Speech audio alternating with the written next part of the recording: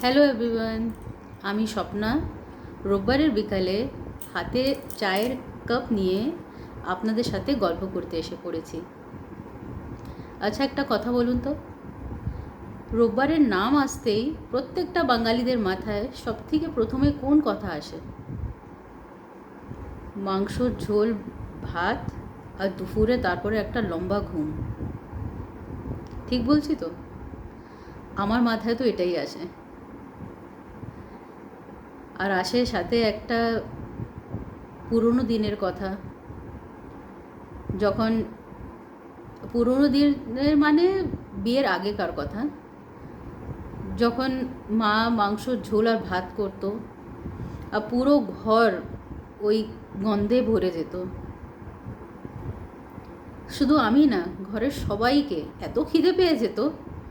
সময়ের অনেক আগে, অন্যদিন যে টাইমে আমাদের খাওয়া হতো সে টাইমের অনেক আগেই আমাদেরকে খিদে পেয়ে যেত।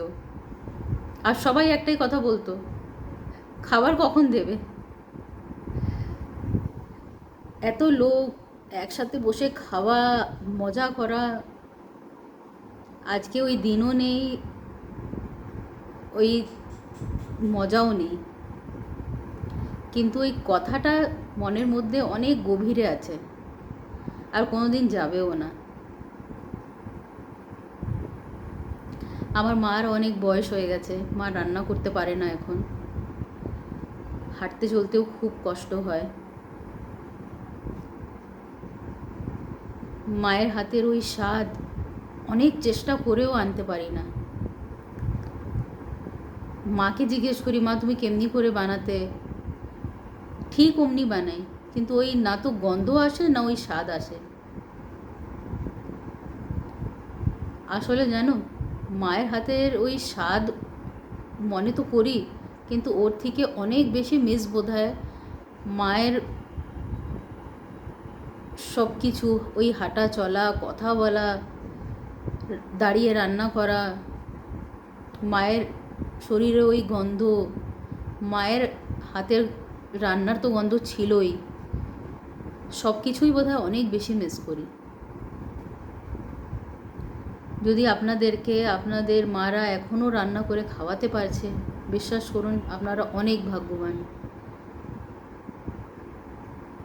কেন আমি অনেক অল্প বয়স থেকেই মায়ের হাতে রান্না পাচ্ছি না। আমার মার শরীর একটু বেশি কম বয়সেই খারাপ হয়ে গেছিল।